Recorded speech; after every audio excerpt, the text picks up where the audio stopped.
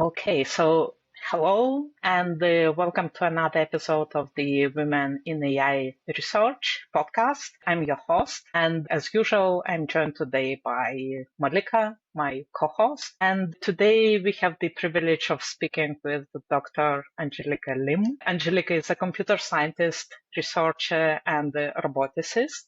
She was named as one of 5 people building the AI future by Forbes. Otherwise, she's known for her work in the field of artificial intelligence and social robotics. Right now, she's an assistant professor in computing science at the Simon Fraser University in Vancouver, Canada.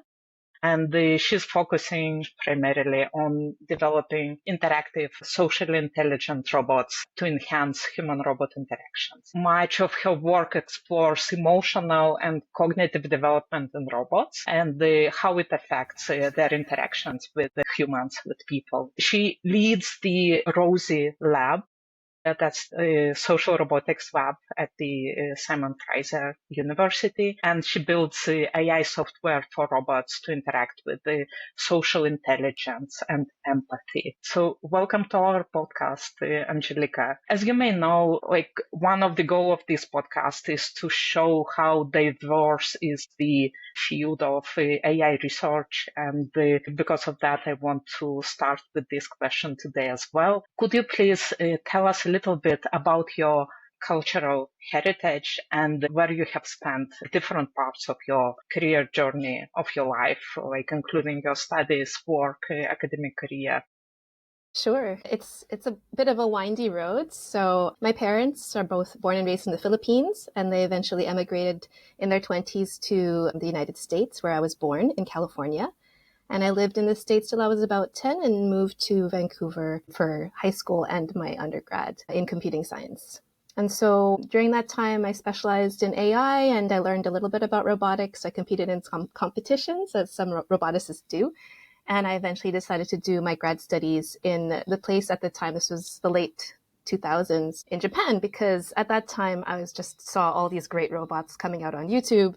And there were these Japanese robots, and I was not disappointed. When I got to Japan, there were robots everywhere, and I was able to do 6 years of grad studies there studying robots before continuing on my dream to work on socially interactive robots. And at the time, it was being developed as a joint venture between this French company called Aldebaran Robotics and SoftBank in Tokyo.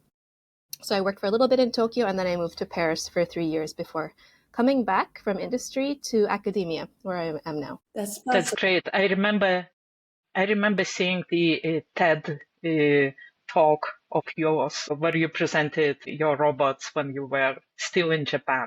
Okay, so one of the cool things about robots is that they can speak whatever language that we program them to.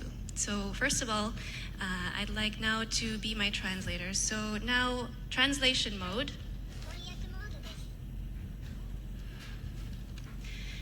Please tell them I'm sorry I could not speak in Japanese today.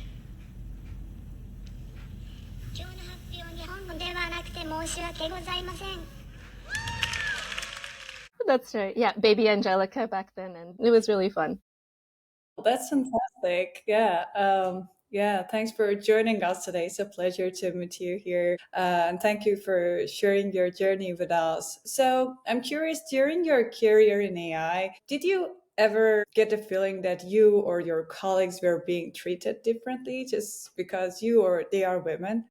I think I always felt very supported, and maybe that's the reason why, my path just happened to be very supportive along the way, and maybe that's why I could be where I am today with I feel so grateful to be a professor in computing science at a great university. I had lots of I would say sponsors, supporters, and many of them were also men. My first undergrad research supervisor, his name was Greg Morey, and he was very supportive in getting me to understand the field of computer vision at the time.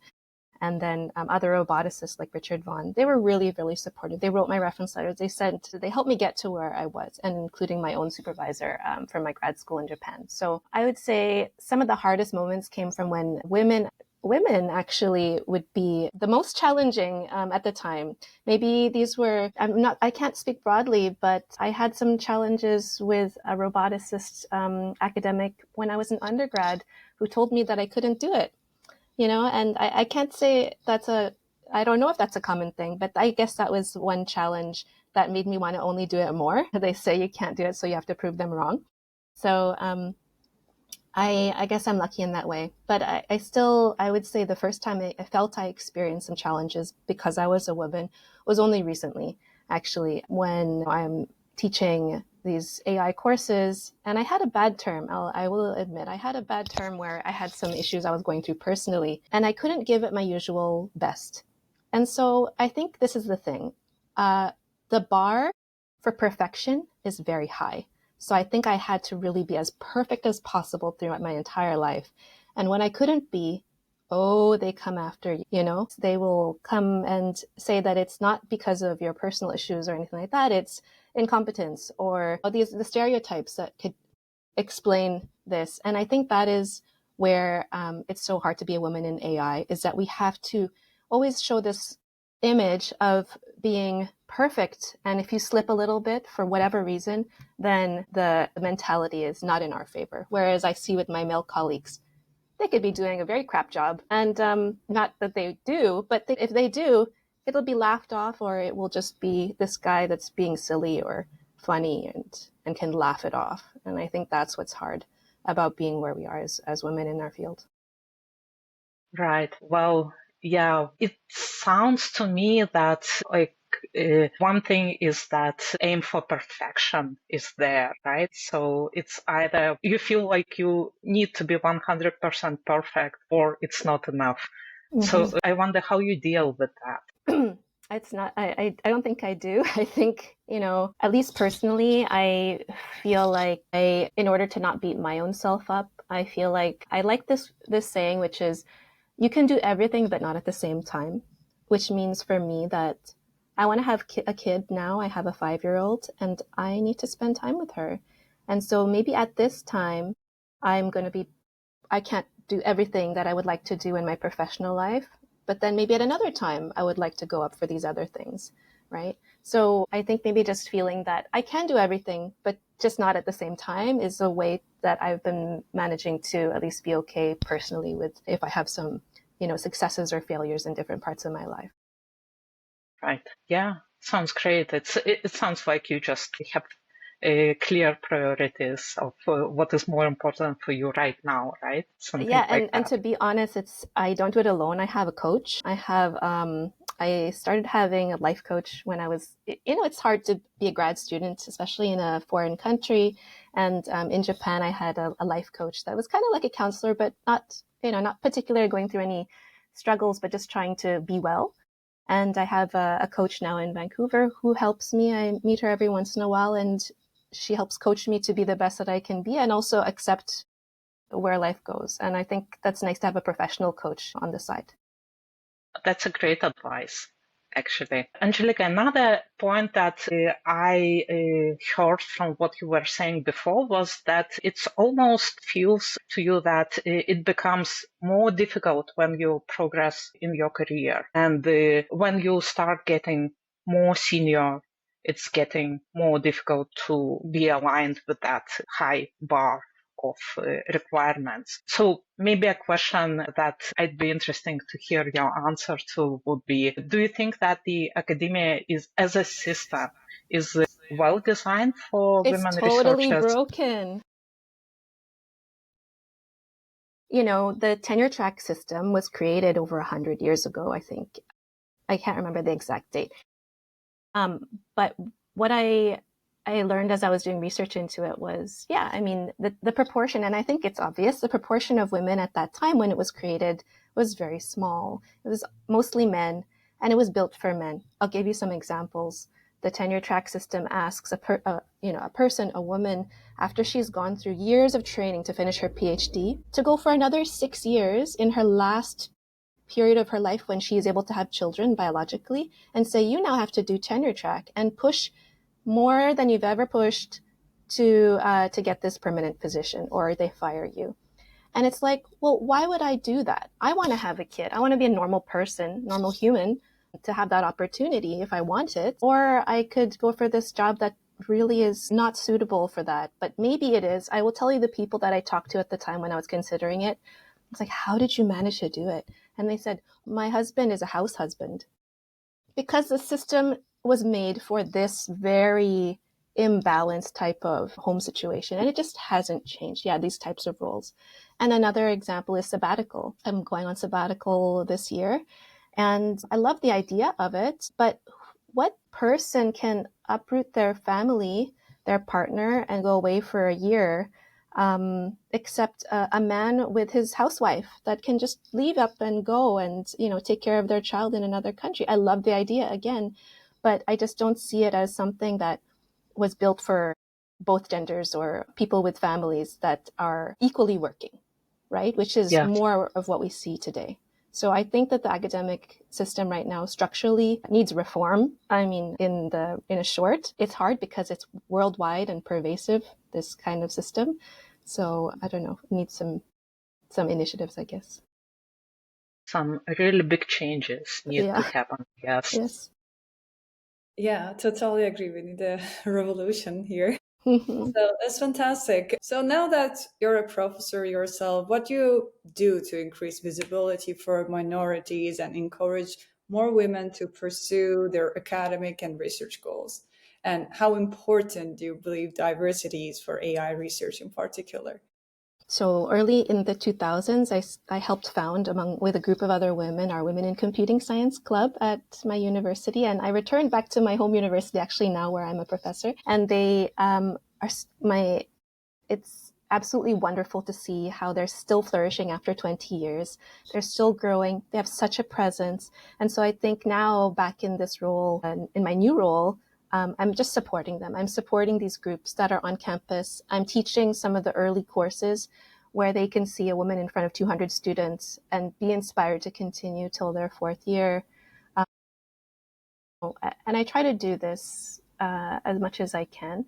But now my focus has shifted to trying to support graduate students because we need more women, I think, as women in AI that are visible to be role models. I think being a role model is the best thing you could do to support women in our fields of AI. So many people can look at someone like Fei Li and be like, oh, she's so cool. I want to be like her. And that can fuel you for the slog of a PhD or, all the hard paths that we have to take. So I think raising visibility, when I was being asked to do some talks a few years ago, I decided that I didn't have time to do all of them. So I really tried to reach out to other women who were maybe nearer to the site. They're like, oh, come fly over and give a talk. I love the idea. I think it's important. I don't have time, but hey, there's this other really great woman studying in another research area. You should have her come in. So building those networks, recommending each other to be role models around the world. I think what your guys are doing is great, and we need more of it. Thank you. I really like that point about role models. Like, actually, I was reading the book by Fei Li, The World I See, and it was fantastic. I also immigrated to Canada. I was bilingual with a family. So I've been through a lot of those troubles that are described in that story. And the way she deals with them and overcomes all those issues, you're like, if that's possible, then I can also do that. And that's so motivating. I'm kind of living that book these days. And yeah, that's super fantastic to have some role models in the field. So yeah, same as you. That's great. I think I have it on my book hold list. I need to read my copy. Great. Yeah, and I'm also very glad that you didn't give up. Seeing that broken system of academia, you didn't give up, but you started doing something that helped other women, like from bottom up. Let's change it from bottom up. Let's not make it a revolution. Yeah. Okay, Angelica, let's shift our focus of this conversation to your research. It's a really exciting field of research. Your work is focused on robots with the social intelligence and empathy. That's not something that people maybe stereotypically think about when they think about robots, right? So Yes. could you tell us a little bit about how you see the robots and what kind of robots you worked with in your research? Like, what does it mean for the robots to be social? Does it mean that they need to be like humanoid with faces Mm. necessarily? What makes them social? Yeah. So I'll answer your question that you just said here. Does it mean they have to be humanoid? No, I don't think so. For me, my definition of I can explain a little bit by telling you about the very first project I did in Japan. So I went to Japan and I started in a lab at Kyoto University, and it was with an HRP2 robot. It's a robot that looks like a mini Gundam. So it looks like very mechanical, has no face or anything. And the project was to make a robot that could play in a musical group with me and another player. So it was a trio. It's highly interactive because not only are you synchronizing with one person, you're synchronizing with two people. And we made it a multimodal system because we wanted the robot to synchronize with the drummer, but also recognize my cues as a human. And my philosophy today still stems from that project because what I wanted was I didn't want to. So what it did is the robot would try and start and stop at the same time based on my cues, like nonverbal cues like this. And I could have made a button on the floor to press the robot, right, to step on it to make the robot start or stop. But I didn't want that. I wanted the robot to understand the cues that I was already giving to this other human player. It's like this, right? That means the robot is socially intelligent and understands the social cues I'm already making. And that's the philosophy behind my lab is I want it to adapt to me and not the other way around. I am human. I am expressive. I want it to understand that human expressivity. I don't want to become a robot where I'm just pressing buttons all day or tapping or. Right. And so that's the general philosophy. I also called it robots with social intelligence and empathy, not emotional intelligence, because empathy is different than just being emotionally intelligent, right? You can imagine a dystopia where you have these emotionally intelligent agents that are like manipulating you with your emotions, and that's really not where I want to go. I want to think about how robots and any kind of AI agent can be compassionate, which is this type of empathy that really centers other person and their needs and thinks about what they need. So it's really empathy and not just being emotionally intelligent for other reasons. Yeah.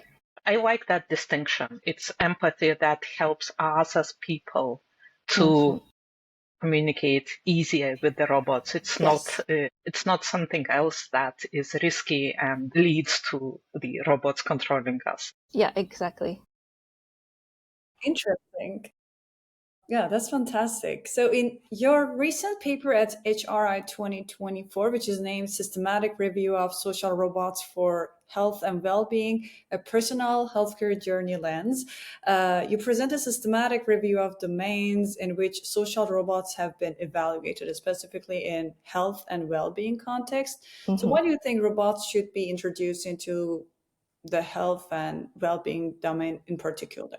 Sure. And first, I want to shout out to the main author, Mujang Gafurian. She's now a new assistant professor at Waterloo, and her supervisor, Kirsten Doughtenhan. So she's a pioneer in the field of social HRI. So in this paper, we studied this potential use of robotics in, as you say, healthcare and well-being. One possible reason that we might want to consider technology is because of the lack of social support and healthcare. We are lacking healthcare workers. We do need more support for them to take care of us as humans. So whatever we can do in that regard is the main goal. It doesn't necessarily mean that we're going to just be, sticking robots in to replace humans. It's really that there's not enough humans.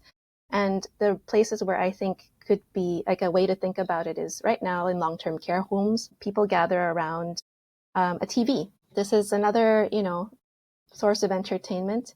And my background was in making entertainment robots. So the Pepper robot that I worked on in France, it just told jokes. It played music, danced, did some, cognitive games in places like long-term care homes. And so it's this idea that you use it as a supplement and not a replacement, or use it to help. So my part of that paper was doing a gray literature search on robots that are actually already in hospitals because of my industry background. So for example, the Moxie robot, very widespread. I mean, as far as the last things that I heard about it, it's a robot that helps nurses with a task, which is trying to send a particular item, whether it's medication or whatever they need, from one part of the hospital to another. This one, it has a face, so people kind of perceive it as part of the team. It's like, oh, could you do a fetch task or, sending task that they give it to the robot and it goes off to the other side of the hospital where this item is needed. So this is something where, they're saving miles of walking for each of these nurses so that they can do other more important things. So the personal healthcare journey is the idea that, as humans, we interact with many parts of the healthcare system at different times of our life. And right now it is very, depending on where you are, it's not as integrated as we might like it to be. But maybe through technology, we can have our information, if that doctor sees us one day, how does it know, how I've been doing for the last, month or 2 months? It's my personal report, right? But what if you could connect these technologies in a better way? So yeah, I think there's lots to say. And I guess one other takeaway from that paper was it's very difficult to do applied bottom-up robotics, maybe as a researcher, because one of the things that a nurse might need to test out a system is a robust robot. And roboticists, as we're developing our prototypes, we make robots that maybe work for the demonstration or maybe work for like a little while. So it's at odds with like this co-development idea. So many of the papers in that article were a nurse staff, they took an off-the-shelf robot, one that has already been in industry, like the Paro robot, and they tried, they did a systematic, like a trial, right? A proper trial. So it's either that type of thing or researchers that do a very short, like, intervention. So you can't really see outcomes based on that short intervention. Yeah. So it's still a difficult area. It's not my area of expertise, but it was very interesting to think about how robots could be used to help people. Yeah, I wonder, one of our previous episodes at the podcast was about the machine learning applications in the scenarios of like how it works in the hospitals and clinics and senior care homes, those type of places. And I wonder, when it comes to robots in those same places, it's probably also quite a unique place for the robots, right? And you mentioned already how it is unique in terms of like the need for people or like the need for helpers that could be either people or robots, and like reducing the time to do certain things faster. But can you give maybe an example of how these places are unique as the area of robot applications in terms of like maybe risks or the limitations of these applications? Yeah, so one example is just data privacy, right? In BC, our data, like many places in Canada, are well protected. And so I think, especially for vulnerable populations, being able to collect data, for these applications might be a challenge. Whether if you're talking about things like, let's say, anomaly detection, right? So if you're checking in with your personal robot every day, you maybe want it to be able to detect some declines. An example might be if you're interacting with your social robot every day, it notices that you're getting more sluggish. Maybe that's because you're experiencing some condition. That could be a cool application in the home. And if you buy into that, but again, like, do we send our robots data to the cloud to do that processing? Are we okay with that? Again, vulnerable person. So there's a lot of engineering type of challenges I think are required to properly consider the ethics of having a robot that could potentially see in your home, that could potentially be listening all the time, right? And so I'm a big proponent, I don't know if we'll get there, of edge computing and having robots that are able to have their models local to their devices. Yeah, privacy is a big thing. Mm-hmm. Of course, definitely.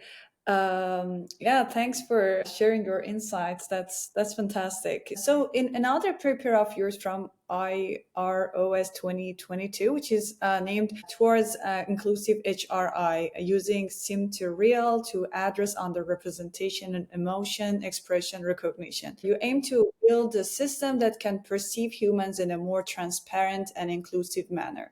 Can you tell us more about the motivation for this work and what are specific problems you tried to solve? Yeah. So this aspect of my research on emotions, and it's not just about the empathy part. I think, this idea of being able to recognize human social signals allows a robot to be able to respond empathetically and appropriately, as I said earlier. So in order to do that, we need to be able to detect what I call emotional expressions. And this is different than what we call emotion recognition, which is a task that you'll see at CVPR or many machine learning conferences. I really have a problem with just emotion recognition because this assumes that you can reliably detect how a person is feeling through their visuals.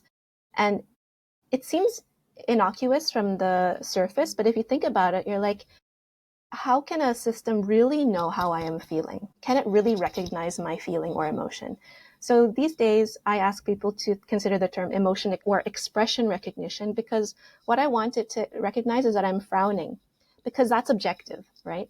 That is an objective thing. Or we can say we are trying to recognize what multiple third-party observers would recognize, whatever that is. So it's an apparent emotion recognition. I know it's a subtle thing, or expression recognition. And this has come up with the EU AI Act, actually, and they have banned emotion recognition systems for people who are vulnerable, including people in education and also in the workplace, because they don't want people to be thinking of it as this being able to detect real emotions rather than social signals. That said, this particular paper, another reason why it's banned is because it doesn't work. It doesn't work well.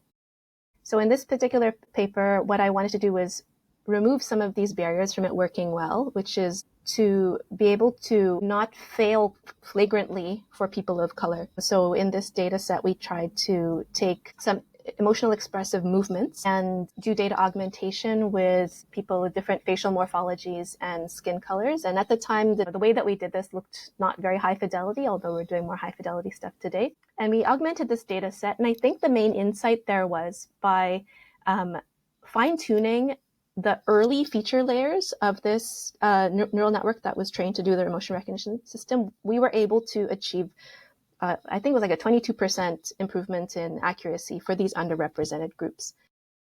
But only when we unfroze the early feature weights, which seems like silly these days. Like, you're going to go all the way down to training from scratch. How sure are we of the early feature layers and what they're extracting? So I guess it was a relatively old paper in today's fast-moving AI academic sphere, but it does still raise some flags about how trustworthy, how inclusive are these systems if we don't know, at the base whether they're inclusive or not, or trained on inclusive data. All right. What I like here is I understand it's the work that was done before many of the new advancements happened, and most probably you would have done things differently nowadays. Mm-hmm. But there are still those interesting findings, and just the fact that you were trying to work with those less standard underrepresented emotional expressions or emotions as well. That makes it interesting to me. So I wonder, what are your thoughts about the focus on less represented emotions in general nowadays? Yeah. Oh, that's a topic I love to talk about. So stop me if I say too much. Yeah, I think one of the other reasons that with the AI Act, legislation realized that the technology still needs to be better developed is that the quote is, it lacks enough granularity. Okay, it's not granular enough. And that really means we need to imagine that people are emoting more than just the basic happy, sad, anger, fear, disgust, surprise, which is still what you see at CVPR, right? You still see just these basic emotions. Some papers are going to 24 different expressions, emotional expressions, which I like, and my lab is trying to expand it more out to, when you look at the emoji Unicode list, there's 100 different different expressions that people are able to discern and distinguish. So think about the range of expressions that humans are able to use and perceive, and we need to be thinking more broadly. Right. Fantastic. Yeah, so do you think that what you're explaining right now has some relations with the yes, it has some relations with the more recent work about contextual emotion recognition, that type of thing. So maybe you can tell us a little bit about that as well. Yeah. For Yes.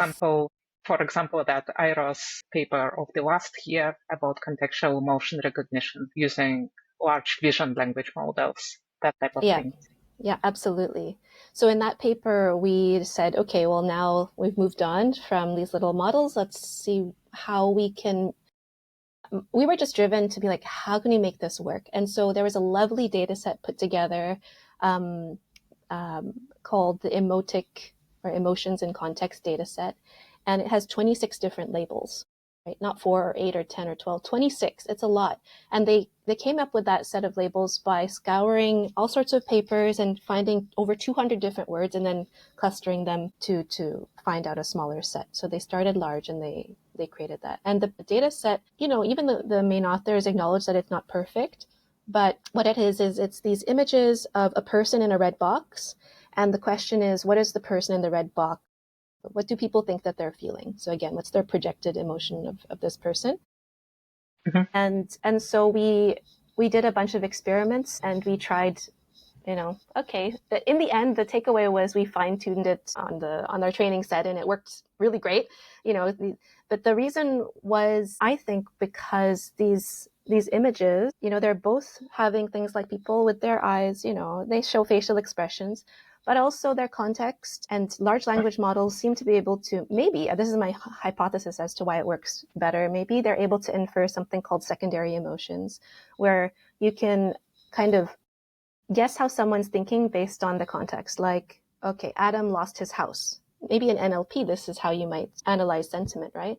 Now, maybe our language models are able to infer this type of indirect causal relationship in images that they couldn't before when they were just training on pixels.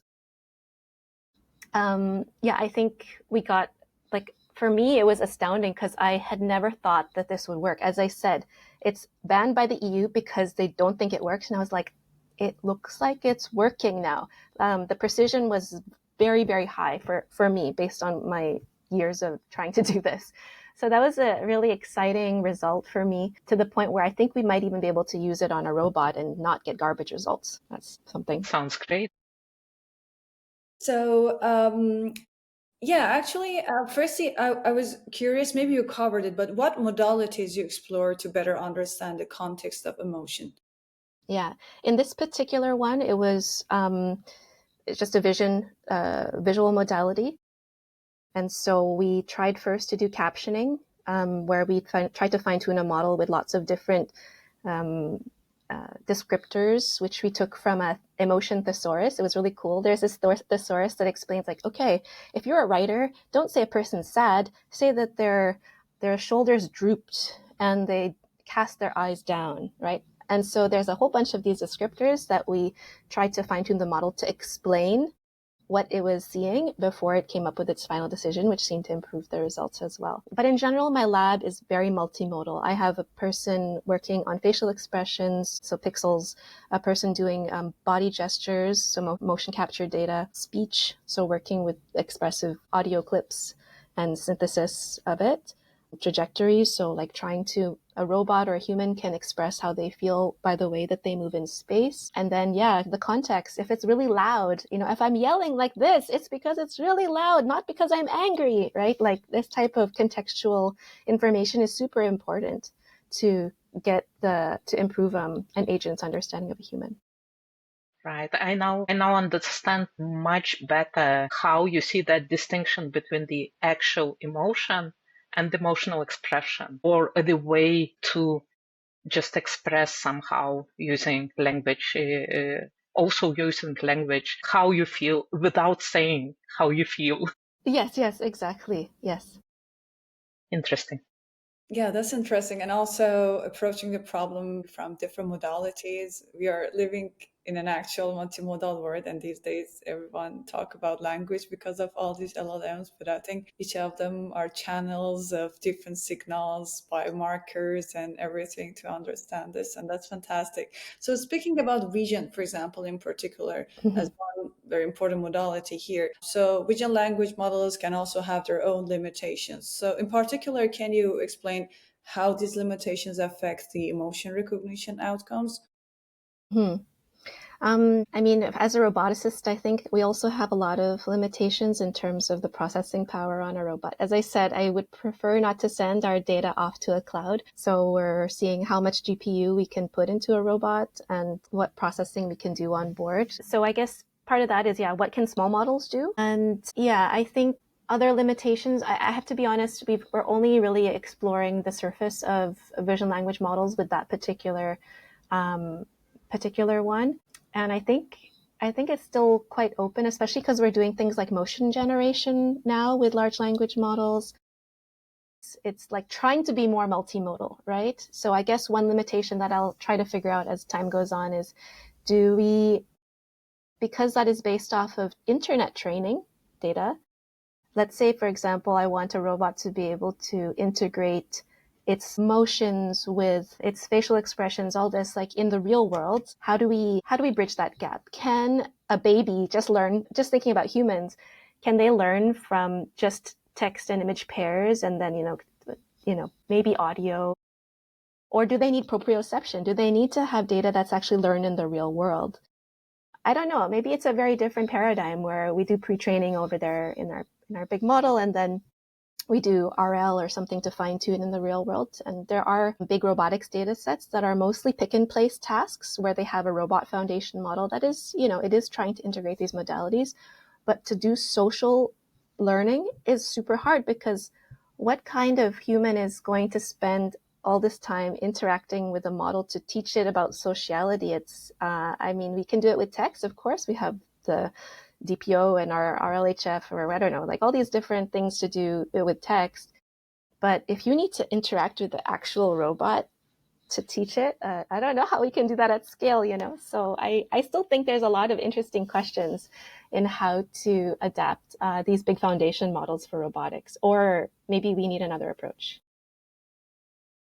That's super interesting. And it also leads me to thinking about those models, if not models, those approaches to solve the problem in order to make robots better interacting in real world scenarios. They need to be robust, right? Meaning that there should be a lot of training data, and they need to generalize sufficiently well. Mm-hmm. On the one hand. On the other hand, it's about personal interaction. So it's Mm-hmm. a little bit about the personalization as well, about the specific person of a specific age, specific genders, about specific environment they're interacting with the robot right now Mm-hmm. in this moment. Mm-hmm. Yeah, Yeah. so I wonder, what is your opinion about the level of robustness or generalizability of these models? You mentioned that the performance of those models is surprising, right? So I teach a affective computing class, and this past term, a whole bunch of students just did a whole ton of projects, and one of them was trying to understand. And I actually saw that there was already a NLP paper that came out about this last year, but a little bit different. It was trying to understanding gestures, like how a vision language model, how can it understand gestures? What is it biased towards? Like if it sees this, like what's the one that it defaults to? What's the understanding that it defaults to? So I do wonder about that. And it was really cool. They actually did a bottom-up data collection of like YouTube and TikTok clips of people saying, okay, in my culture, I'm going to teach you some of the gestures that we do that are a little bit different. And especially looking at those particular clips, which are different, they found a lot of disparities in being able for the model to accurately identify the meaning of the gesture. So yeah, I have to say that I'm still exploring. not an NLP person to start out with. I wish I had more background, and maybe I need to collaborate more with NLP people. But general things. Oh, one other thing I think is missing is timing. So I don't really know how we will go about this in the future, but one of the really important aspects of interaction is synchrony.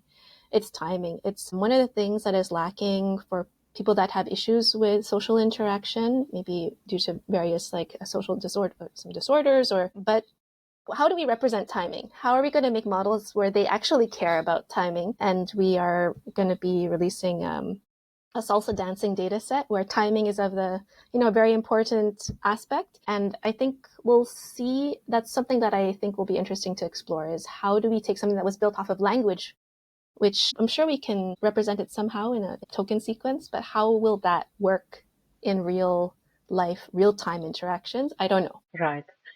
Yeah. And I like how you mentioned those different cultural gestures, for example, expressions of emotions. And here again, we come to the point that you emphasized in the very beginning. There is a difference between emotion itself and emotional expression, right? Yes. So even if it's the same emotion, it can be expressed differently via gestures, via facial expressions, even by different cultures or just by different people. Yeah, that's super interesting. And I hope we'll see more collaborations, research collaborations in the future between NLP people and roboticists, social robotics people. Would love that. Yeah, totally agree. I wish we had unlimited time and we could go through all the papers. Each of them come with a pool of interesting outcomes, including this expression thing. I haven't thought about emotion recognition with that perspective. That was fantastic. So I wanted to talk about another paper of yours, which was again relevant and super interesting here, which is called Emo Style One-Shot Facial Expression Editing Using Continuous Emotion Parameters. This is from WACB 2024. So in this paper, you address the ability to synthesize and also realistically edit facial expressions. So can you tell us a bit about your methodology and how it is different from the existing work? So this particular one comes at the problem of facial expression synthesis, which has, to be honest, moved so quickly within the last year that we're miles ahead already today. But one thing that I was trying to bring is, what do people like psychologists need when they want to create stimuli for their experiments? And they don't need a text prompt. This is the usual thing, is we enter a text prompt and we maybe generate some expression. Now, I guess that's maybe the way. They have very specific idea of, we use something called the circumplex model, which has two axes of valence and arousal, and they need something that can generate at this continuous time scale on these two axes. So I guess the overarching takeaway is that the methodology is trying to use a representation of a facial expression that is continuous and represents what people in the field of psychology would like from these types of generative models, maybe not the layperson per se. So I think in terms of the actual way it was implemented, it's just it's using StyleGAN 2, which is like an older model, but it was trying to use, the typical way where we had this other model that was able to recognize facial expressions in terms of their valence and arousal, and we just use that as for our training loss. But I think that one, so it goes back to that original idea. The real reason why I work on human facial expressions or human generation is because I think about that long-term problem of, we can't have humans be teaching our robots everything. We need a simulator of humans it's going to be hard, because it's going to be like making virtual humans, like a real AGI type of deal that can interact just like humans. But if I want to deploy a robot that's going to interact with humans, I need it to test itself and prepare, and we have to have benchmarks that have human interactants, right? So the reason why I have facial expression generation, body gesture generation, voice synthesis is because one day I want to make a virtual human that will interact like a human with all of our different expressions and so forth, so that we can develop really interactive agents. So I'm not developing robot gestures. I'm actually, that's why I'm developing human-like gestures. Interesting. That's super interesting. And what do you think are in your opinion, what are the most difficult problems on this way? Yeah, I mean, there's so many, so many things that are still in the way. I think, well, one of the things that we were trying to look at last year, okay, I'll introduce to you an idea that I want to get pushed forward, which is this idea of, so we had the Turing test. We know that that was kind of like this idea of being able to interact verbally or text with AI agents. But I guess the next step is embodiment. And so what is an AI Turing test where it's embodied? So for us, one of our other IROS papers last year was essentially nonverbal Turing test. It was the idea that when we have agents, virtual agents or robots, humans go up to them and they test them. They test them, they go like this. They try to test their sensing abilities. They try to do this to test their social abilities. They try to make it copy them to test their motor abilities. And they test all sorts of social signal understanding. So I guess one thing that's a challenge to be able to make these agents really pass, I guess, a nonverbal Turing test is, do our large, let's say our big foundation models, do they know all these sorts of things that people would do? But also, if they're not trained on an embodied place, let's say, for example, joint attention. This is a thing that humans do. Parents, babies, we look at something and we jointly attend to something in space. So what is the model what is a big foundation model going to tell me about joint attention? It's actually a really embodied problem where when there's emotion, people look in that direction or they kind of try to attend to the same spot in space. So what is a big foundation model going to tell me about that? I don't know. I think we still have some layers of very low level, control that are going to just emerge from the way that we used to do this classically. And so how do we build these hybrid systems? I think that's a big challenge how do we combine classical control with these very big cognitive models? Right. Yeah, that sounds as a big problem. It's a big problem, yeah. But I'm in academia, so I love that, I can attack these big problems because I'm back in the university. It's all about big problems, and I'm looking forward to seeing your progress in tackling that. Thank you. It might take a while, but yeah, I have time. Yeah, this has been an absolutely fascinating conversation. Thank you so much for joining us. But before we wrap up, is there anything you'd like to share with our audience, perhaps about open job positions, upcoming events you're organizing, or anything else? I am recruiting a postdoc. It's a position that we are trying to orient towards women. So that is a position that I'm looking for in the lab in the next 1 or 2 years. So if you're interested, just reach out to me and we can talk, as the topic is flexible. So interesting. And how can interested people reach out to you? Yeah, just through my email. So it's angelica@sfu.edu. We will share it in the description of the. Great, thanks. Great, thanks for that. And thanks so much for joining us today. It was the absolutely great conversation. Yeah, it was a pleasure. I don't often get a chance to speak with other women in AI, and it's such a pleasure that I can talk about these things and you get it. You get what I'm talking about on all aspects, whether it's from, being a woman in AI to the actual AI aspects in machine learning models. It is so cool, and I just loved it. So thanks for putting this together. Thank you. Absolutely. Even my cat joined. Super cute. Yeah, so thank you. Thanks once again, Angelica and Malika, for being with us today. And to our listeners, thanks for listening. We are going to have more exciting episodes with the women in artificial intelligence in the future as well. Follow us, subscribe, and see you next time. Bye. Bye.